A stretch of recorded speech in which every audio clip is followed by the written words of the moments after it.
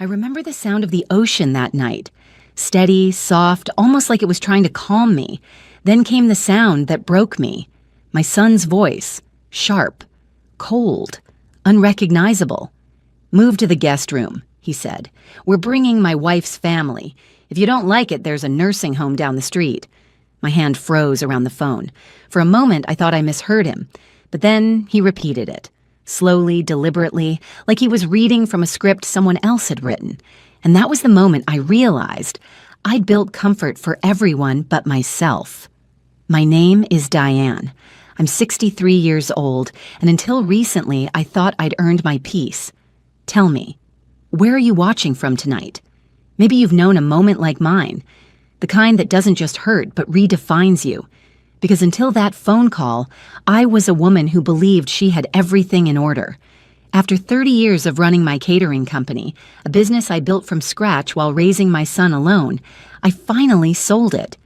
It wasn't just a business to me. It was proof that I could survive, that I could turn heartbreak and sleepless nights into something beautiful.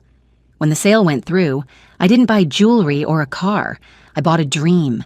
A pale, sunlit beach house nestled along the Carolina coast, wide porch, blue shutters, white curtains that danced with the wind.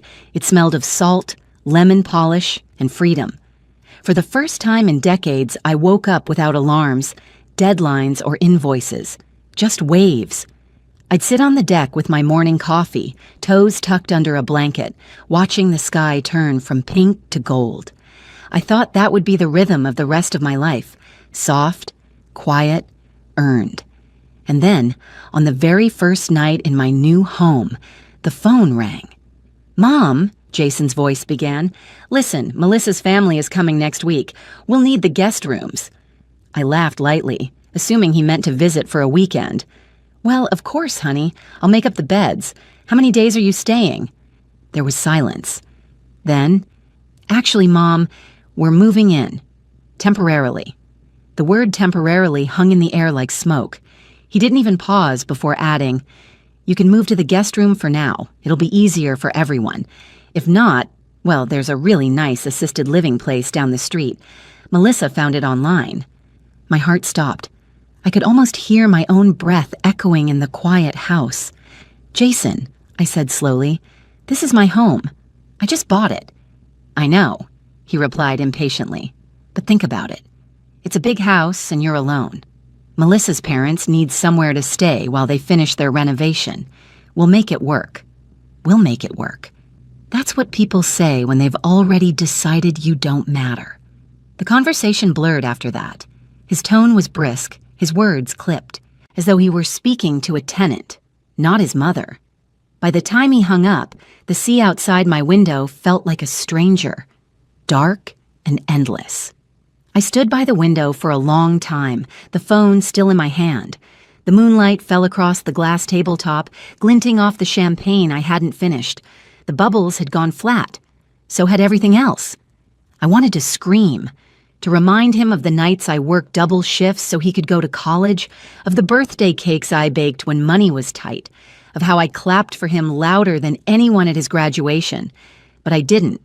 Instead, I sat down, staring at the pale blue walls and the framed photo of him as a little boy, smiling, frosting on his nose, his small hands gripping a whisk. The ache inside me wasn't anger yet. It was disbelief.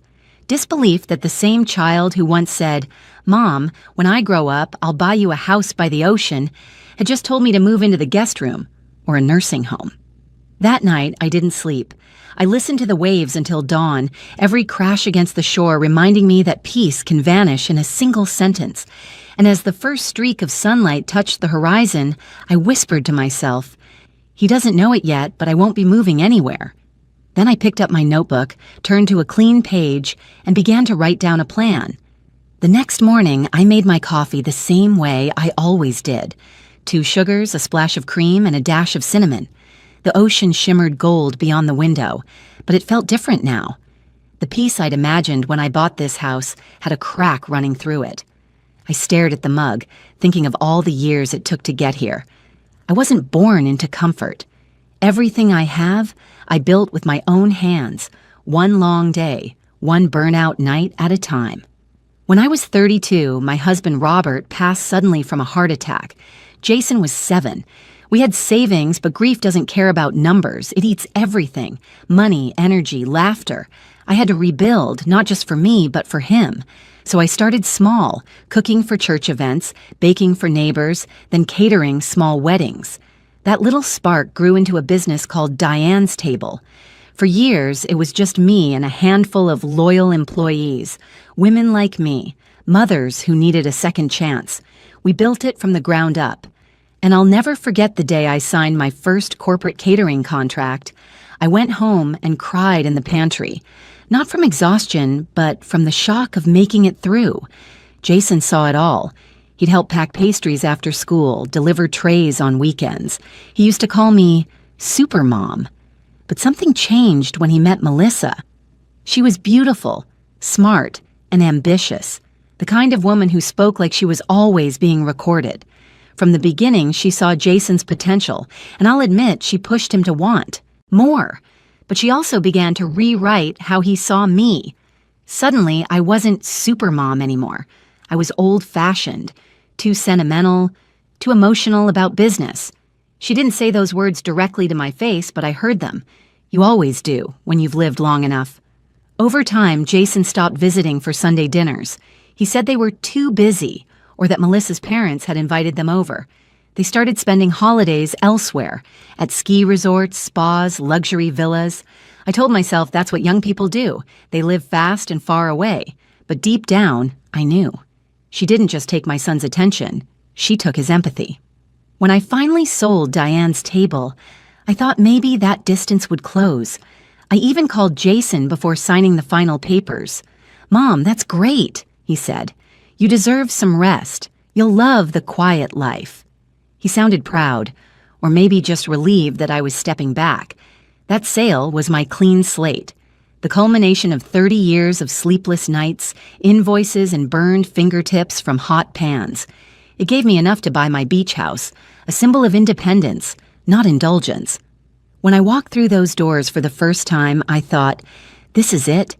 This is my forever peace. White curtains swaying, wooden floors warm under my feet, sea air filling the house like forgiveness. But now, after that call, it all felt tainted. I spent that day in silence, walking from room to room, trying to remind myself that I had earned this, every inch of it. I thought about calling him back, demanding respect, reminding him whose name was on the deed. But anger wouldn't fix this. No, I needed clarity before confrontation. So I made a decision. I wouldn't push them away. Not yet. I'd let them come. Let them move in, take over rooms, rearrange furniture. Because sometimes the only way to see someone clearly is to let them show you who they truly are. I needed to know if the boy I raised was still somewhere inside the man who'd told me to move to the guest room. So that night, I wrote a single line in my notebook under the word plan. Let them think they're in charge, and then remind them whose house this really is.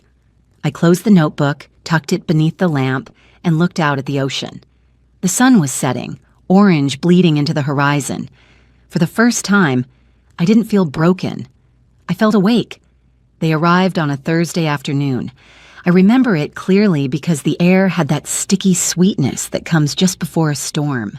The ocean was calm, but the sky wasn't, and neither was I. From my porch, I saw their silver SUV crawl up the driveway like it owned the place. The trunk was packed to the brim. Boxes, luggage, plastic tubs labeled Melissa's Decor, and even a folded stroller, though they didn't have children. Jason stepped out first, phone still in his hand, barely looking up. Melissa followed, wearing oversized sunglasses and a white sundress that probably cost more than my first catering van. Behind them came her parents, Arthur and Joyce, walking like they were touring a resort they'd just bought. "Mom!" Jason called, tone cheerful but rehearsed. "We're here!" I smiled, the way mothers do when their hearts are breaking but their faces have to stay polite. "Welcome," I said softly. Melissa kissed my cheek without really touching it. "Oh, Diane, the photos online didn't do this house justice. It's perfect." Her eyes flicked around the porch, the living room beyond. Then she turned to Jason. See, I told you it had potential. Potential. As if my home were a project.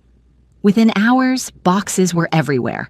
Her mother started wiping down surfaces that were already spotless. Her father opened my fridge, frowning at the lack of sparkling water options. Melissa marched through each room like a designer on assignment. We'll move this sofa closer to the window. This rug feels dated. Oh, and maybe repaint that wall. The beige is a little sad. I stood silently, watching as the life I had imagined, quiet mornings, open space, my own rhythm, was rearranged around me. Mom, Jason said, dropping his duffel by the stairs. Melissa's parents will take the downstairs guest room. We'll use the one upstairs next to the balcony. You can use the smaller one at the back. I blinked. The laundry room? He hesitated, but Melissa jumped in smoothly. It's cozy, Diane, and quiet. You'll love it. Cozy and quiet, like a cage. By evening, they were unpacked and laughing in my kitchen. My kitchen, the one I'd spent weeks organizing. Melissa's mother poured wine into crystal glasses she'd brought herself. We'll make this place shine, she said brightly. Family homes need a woman's touch. I almost laughed. There were 3 women in that house, but apparently only one counted. While they toasted to new beginnings, I stood by the sink, washing dishes that weren't dirty, pretending the steam was fog and not the tears burning behind my eyes. Through the reflection in the window, I saw my late husband's photograph sitting on the shelf. Or rather, I saw where it used to sit. The space was empty. I found the frame later in a drawer, tucked beneath a pile of new coasters Melissa had bought that afternoon. That was when something inside me shifted. I wasn't just hurt anymore. I was awake. The next morning, I made breakfast. Out of habit more than kindness. They came down late, dressed like they were heading to brunch at a country club. Jason barely looked at me when he said, Mom, Melissa's planning to redecorate the living area. You're okay with that, right? I sipped my coffee slowly. Of course. It's just a house. Melissa smiled, satisfied. Exactly. And a house should evolve, don't you think? I nodded. It should. But in my mind, I was already evolving something else. A plan. That night, when the house finally quieted and I could hear the waves again, I sat on the porch under the string lights I'd hung myself. My notebook rested on my lap. I flipped to a clean page and wrote, They think they're building comfort. They're actually building proof. Because I wasn't going to fight them yet. No, I was going to let them get comfortable. Let them talk. Let them reveal exactly who they were when they thought I was powerless. The storm clouds gathered far out at sea that night, silent, heavy, waiting. And I thought, good, let it rain. By the 3rd day, my once peaceful beach house felt like a hotel I couldn't check out of. Melissa's voice echoed through the halls like a ringtone I couldn't silence, ordering new curtains, planning to update the flow, moving my things as if they were clutter. Jason barely noticed. He was always glued to his phone, scrolling through emails, pretending he didn't hear his wife's every insult disguised as advice. But I heard, and I remembered. That morning, while Melissa's father complained about the weak Wi-Fi and her mother critiqued my breakfast as a little heavy for coastal living, I smiled politely, then stepped outside with my notebook and my coffee. The ocean was gray that day, still beautiful but unreadable. I thought about all the times I'd trusted people to value what I built, employees, clients, even family, and how, every time, someone eventually tried to take more than they'd earned. This time would be different. I wasn't just going to endure it. I was going to end it. I started small, with a few quiet phone calls. First to my lawyer, Martha, an old friend who'd been with me through every business contract I'd ever signed. She didn't even need me to explain much. I can hear it in your voice, Diane. What happened? I told her. Every word. The guest room, the threat, the move-in, the way they talked about my home like it was theirs. There was a pause. Then her voice came back sharp as glass. They're trying to box you out of your own property. Don't say a word to them, and don't lose your temper. Leave the law to me. Next, I called my financial advisor, a younger woman named Rosa, practical and discreet. She looked over my accounts and told me something that made my stomach drop. "Diane," she said softly, "your son tried to access your investment account last month. He called my office saying he was helping you manage your retirement plan. I didn't grant access, of course, but he was persistent. Persistent." That word rang louder than the waves. It wasn't about the guest room. It wasn't about family visits or space. It was about control, money, ownership. They didn't just want to live in my house. They wanted to own it. That night, I couldn't sleep. The house creaked under the weight of new furniture and false laughter. From the hallway, I heard Melissa's voice. "Jason, your mom doesn't need all this space. If she really loved us, she'd put it in both your names. You're her only son." My chest tightened, but I didn't move. He didn't argue. He just muttered, "We'll talk about it later." That was confirmation enough. I sat up in bed, heart pounding, and opened my notebook again. This time, I didn't write a plan. I wrote a promise. If they want to play house, I'll show them who owns the keys. Over the next few days, I played my part perfectly, smiled when Melissa showed me color samples, nodded when her mother suggested turning my study into a game room. Every time Jason mentioned family ownership, I simply said, "We'll see, dear." Meanwhile, I met with Martha over video call, quietly signing documents to reaffirm that everything, house, savings, and retirement, was in my sole name, with a clause preventing unauthorized transfers. We even added a little surprise.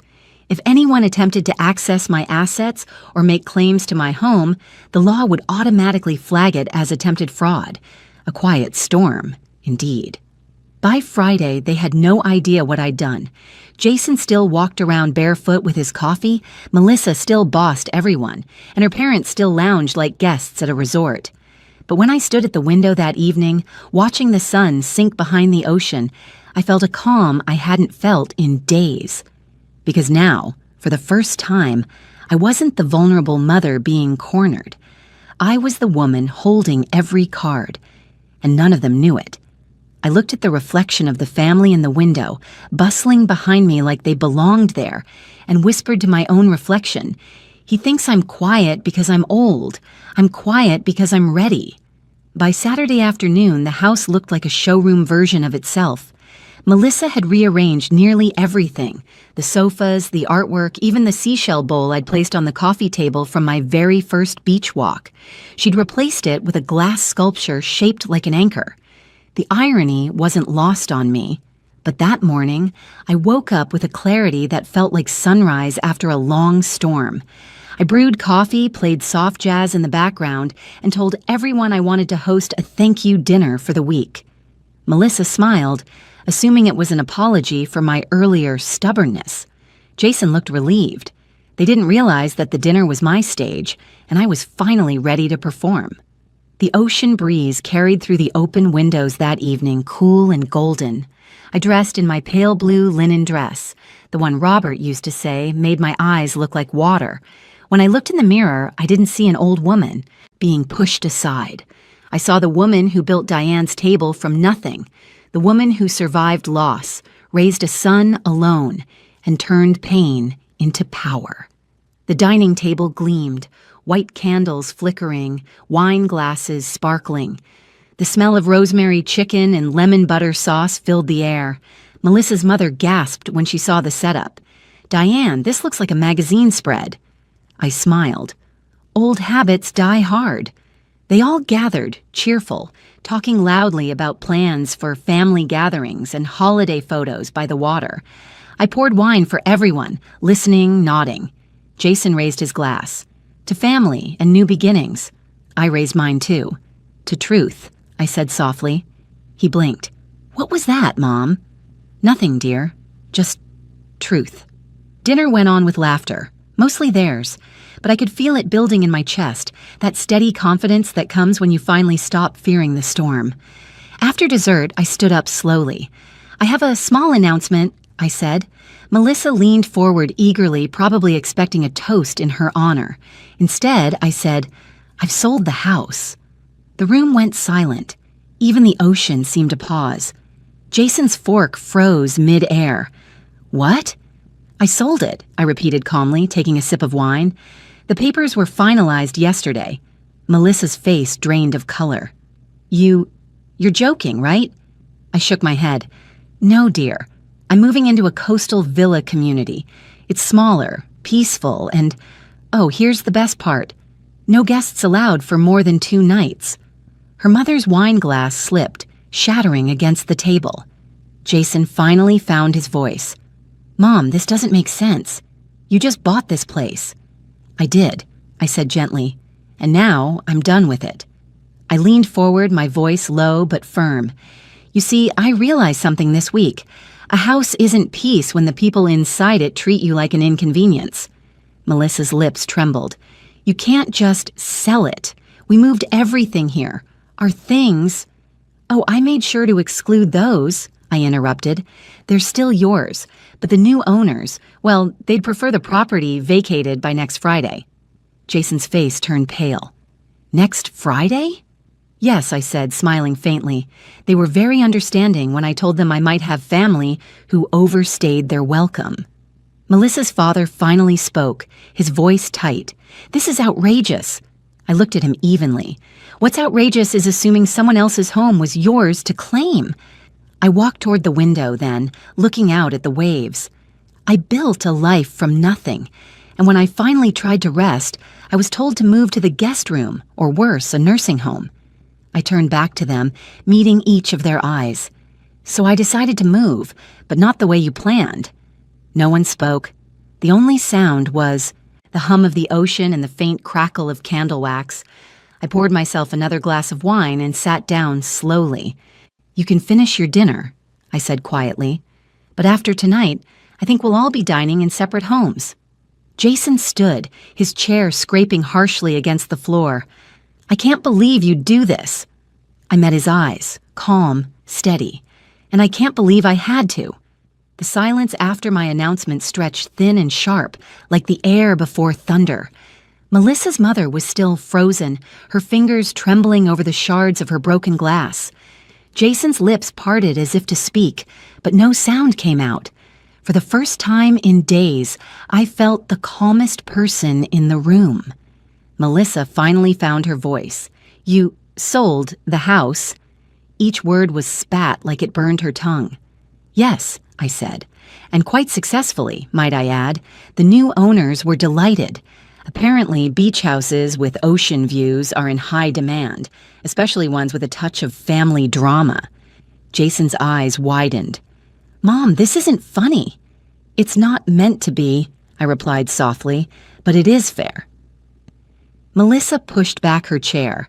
You can't just do this behind our backs. I raised an eyebrow. Behind your backs? Melissa, I didn't know I needed your permission to manage my own property. She crossed her arms, shaking with anger. You're being vindictive. No, I said evenly. I'm being awake. Jason stood, voice rising. You blindsided us, Mom. We had plans. I met his gaze, steady, unwavering. So did I. But mine were interrupted the moment you told me to move into a guest room in my own home. Do you remember that, Jason? Because I do. Every single word. His face flushed, guilt flickering behind his eyes. Melissa tried to step in, her tone syrupy again. We were just trying to make things easier for you, Diane. You're getting older. I cut her off. Stop. She blinked. Don't say older like it's an insult. I've lived long enough to recognize manipulation when it's dressed as concern. I let my words settle before I added, You see, I learned something about you two this week, about your plans. Would you like to hear what they were? Jason's jaw tightened. Mom, please. No, I said, my voice firm now. You'll want to listen, because I have the recordings. Melissa's smirk faltered. Recordings? Yes, I said simply. From the phone call, the one where my son told me to move to a nursing home, and from the nights you two whispered in the hallway about taking over the house and managing my accounts. You weren't very careful. Her face drained of color. You what? That's illegal. No, dear. What's illegal is attempting to access someone's financial accounts without consent. You remember that, Jason? He swallowed, hard, avoiding my eyes. I called Rosa, I continued. She told me about your little attempt to co-sign on my investment accounts last month. Did you really think I wouldn't find out? Jason's shoulders sagged. Mom, I was just... What? I snapped, the calm in my tone cracking for the first time. Protecting me, helping me, or trying to make sure my money was safe, in your hands. The silence that followed was louder than any argument. Melissa's parents stood awkwardly, eyes darting between us. I turned to them, my voice polite but final. Mr. and Mrs. Caldwell, I suggest you start packing tonight. The movers will be here in 3 days. Melissa's mother opened her mouth, then closed it again. They both shuffled toward the stairs without another word. Jason looked shattered. Mom, I didn't mean for it to go this far. I nodded slowly. That's the problem, Jason. You never mean it. You just let it happen. I walked toward the window, the moonlight falling across the waves. My voice softened. You were my greatest joy, my reason to fight through every hardship. And somehow, you became the person who thought I was disposable. He stepped forward. Please, Mom, don't do this. I turned to face him, tears stinging but my voice steady. I already did. When the door finally closed behind them, the house felt like it exhaled. The air grew lighter. The silence was no longer hostile. It was healing. I sat by the window until sunrise, watching the tide pull away from shore, leaving smooth, untouched sand behind. That's what letting go felt like. And for the first time in years, I didn't feel guilty for choosing myself. A week later, the movers came. They carried away every trace of Melissa's curated chaos. The velvet pillows, the anchor sculpture, the scented candles that never smelled like home. By noon, the house was empty again. The echo of their laughter was gone, replaced by something softer, truer. Peace. I walked through each room one last time, my fingers brushing the walls I'd once painted myself. There were faint outlines where my family photos had hung, memories that had lived here briefly, then outgrown the space. When I reached the porch, the ocean breeze greeted me like an old friend. I closed my eyes and let it wash over me, cleansing everything that week had stained. The house wasn't mine anymore, but my freedom was. 3 days later, I moved into my new home, a small villa just a few miles up the coast. 2 bedrooms, whitewashed walls, a wraparound balcony that looked straight out to the sea. No noise, no tension, no one telling me where I belonged. I furnished it simply. A wicker chair by the window, my husband's photo back on the mantel, my mother's old quilt folded at the foot of my bed. Every item was placed with purpose. Every corner whispered mine. The community was quiet. Mostly women my age, some widowed, some divorced, all survivors of one story or another. We shared morning walks, recipes, and sometimes silence, the kind that heals instead of hurts. One evening, as I watched the sun melt into the water, I received a letter. It was from Jason. The handwriting was uneven, shaky. He wrote that Melissa had left him, that she'd blamed him for everything, for the house, for the exposure, for the embarrassment. He said he'd lost his job too and was trying to start over.